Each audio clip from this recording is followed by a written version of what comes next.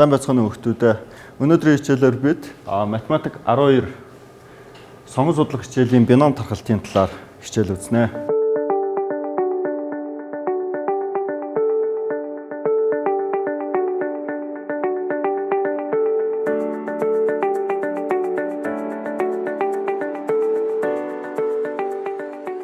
За бидэнд ийм бодлого өгсөн байна. Бодлогын тамирчин байг онох магадлал тогтмол 0.7 байдаг. Хэрв тамирчин байг 5 удаа буудсан бол байг онох магадлалын тархалтын өснөгтийг байгуул гэсэн бодлого өгсөн байна.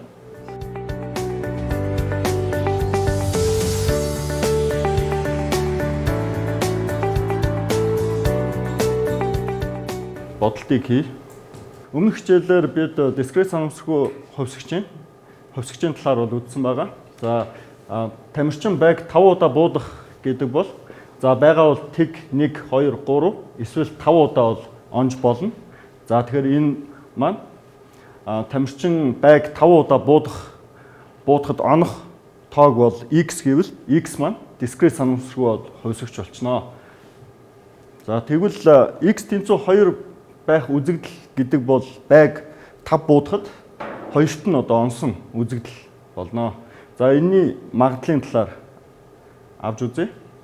За эхлээд тамирчин байга онсон гэдэг үзэгдлийг том А үсгээр тамирчин байга алдаж буудсан гэдэг үзэгдлийг том А үсгээр тэмдэглэжээ. Бодлогын нөхцөл ёсоор онох магадлал маань тэг 17 байгаа. За эсрэг үзэгдлийн магадлал бол 1-ээс тэг 17-г асаад 0.3 буюу А-гийн маань магадлал бол 0.3 болох нэ. Тэгвэл x тэнцүү 2 байх магадлал гэдэг бол энэ бичигдснээр А үсэг маань онох магадлал үзэгдлийг тэмдэглэж байгаа. Эхний буудалтаараа онох, дараагийн буудалтаараа онох, сүүлийн 3 буудалтаа бол алдах. Эсвэл эхний буудалтаа оноод дараагийн буудалтаа алдаад 3 дахь буудалтаа оноод сүүлийн 2-оо бол алдах. За эхний буудалтаа оноод дараагийн 2 буудалтаа алдаад 4 дахь буудалтаа оноод 5 дахь буудалтаа алдах. Эсвэл гих мэтчлэнгээр эхний 3 буудалтаа дараалж алдаад сүүлийн 2 буудалтаа алдах гэсэн үзэгдлүүд болж хөрнө. Манай энэ x тэнцүү 2 гэдэг үзэгдэл бол. За эдгээр үзэгдлүүд маань бүгд нийцэх учраас бүгдийг ингээд нийлбэр хэлбэрт магадлалыг нь бол нийлбэр хэлбэрт бичиж болно. За тэгээд тус бүрийн магадлалыг нь олвол за энэ 5 үзэгдэл маань онох алдах гэсэн энэ 5 үзэгдэл маань бүгд үл хамаарах учраас шууд харгалзах магадлалуудыг үржүүлээд ингээ олчихно. За энэ нь бол эхний буудалтаараа онох гэсэн учраас 0.7, хоёр дахь онох гэсэн учраас 0.7, гурав дахь алдах учраас 0.3, 0.3, 0.3. За эдгээр үзэгдлүүдийн магадлал бол яг адилхан ингээд бодогдчихно.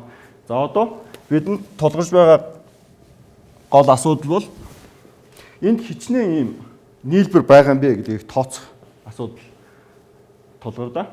За тэгэхээр энэ бол 5 зүйлээс хоёрыг нь одоо эрэмблэхгүйгээр сонгож авах буюу C5-аас 2 хэсэглэл болно. За энэ нэг бодохдоо 5-ын бактериалыг хуваах нь 2-ын бактериал үржих нь 5-аас хасдаг нь 2-ын бактериал.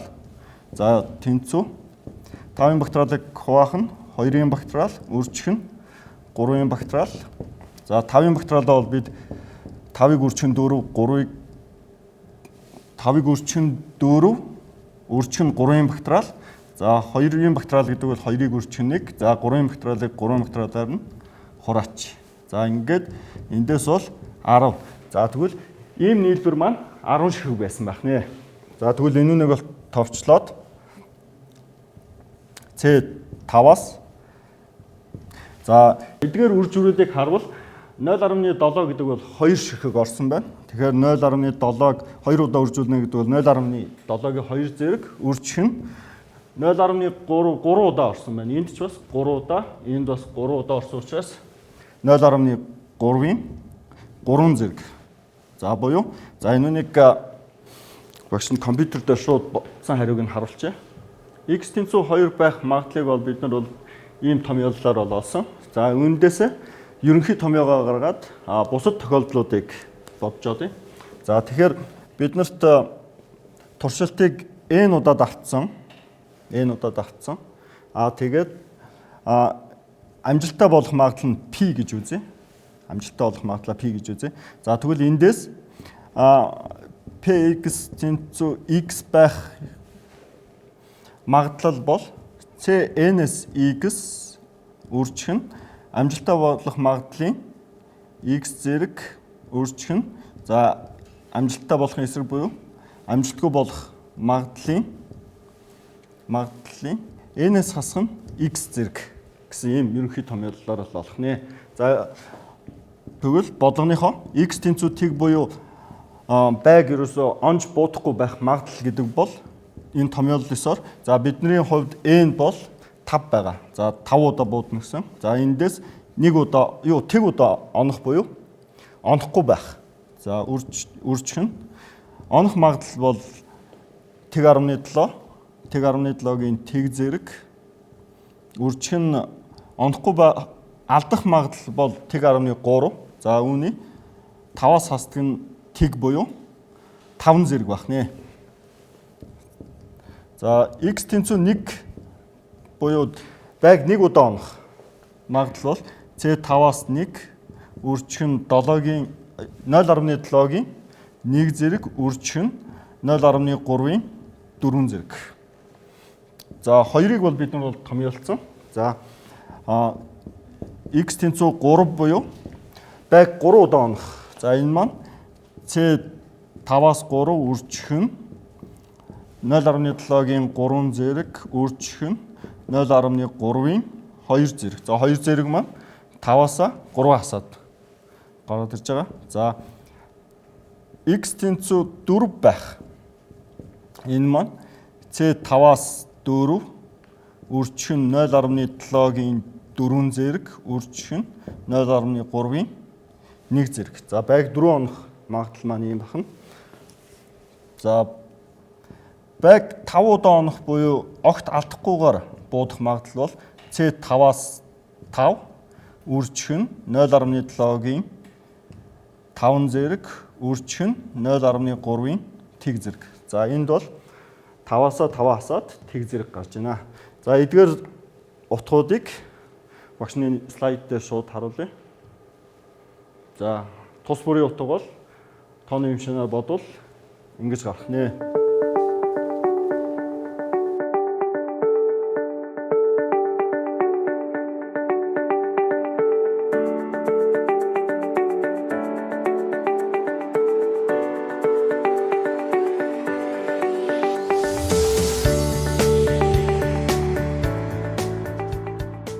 Өмнөх жишээн дээр бид бол тухайн нэг туршилтыг хийхэд А үзэгдэл бол илэрж явах ёстой. За биднийхээ бол илэрх үзэгдэл бол онох гэдэг үзэгдэл байсан. За тэгвэл ерөнхий томьёол гаргая. За туршилтыг хийхэд А үзэгдэл илэрх магадлал нь тогтмол P ба уг туршилтыг хооронд нь хамааралгүйгээр n удаа давтан хийхэд А үзэгдэл x удаа илэрдэг гээд x-ээр том x-ээр болохоор А үзэгдлийг илэрсэн тоог тэмдэглэл том x маань дискрет санамсаргүй хувьсгч болно. За энэ нэг бол өмнөх жишээгээр бол бид нар бол харсан. Уг санамсаргүй хувьсгчийн тархалтыг бином тархалт гээд x долгионтой зураас b np гэж одоо ингэж тэмдэглэдэг. За тэгээд харгалзах магадлал нь бол ийм томьёогоор олдохыг бол бид өмнөх жишээн дээрээс харсан. За энд бол n бол туршилтын тоо, p бол a үзэгдэл бол илэрх одоо магадлал байх нэ.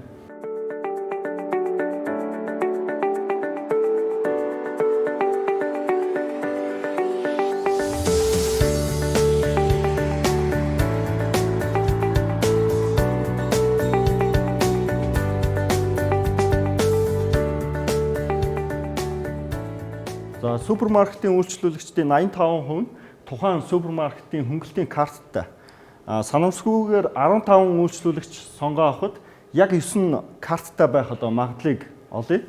За бодолт хийхээс өмнө за энэ бодлого маань бином тархалт болохыг одоо доорх энэ шалгуураар шалгаж олно. За туршилт бол тодорхой тоогоор бол давтагдсан байх ёстой. За туршилт бүр бол үл хамаарах байх ёстой. За туршилт бүрийн хувьд амжилттай явагдах магадлал бол тогтмол байна. За тэгэхээр энэ хэдэн шалгуурыг хангаж ийн гэдгийг шалгаа авчи. За туршилтын тоо бол энд бол 15 үйлчлүүлэгч бол сонгож авна гэсэн. За хоорондоо бол энэ бол үл хамаарах. Тэр бол хүн болгон өөрийн гэсэн карттай учраас энэ бол үл хамаарах болно.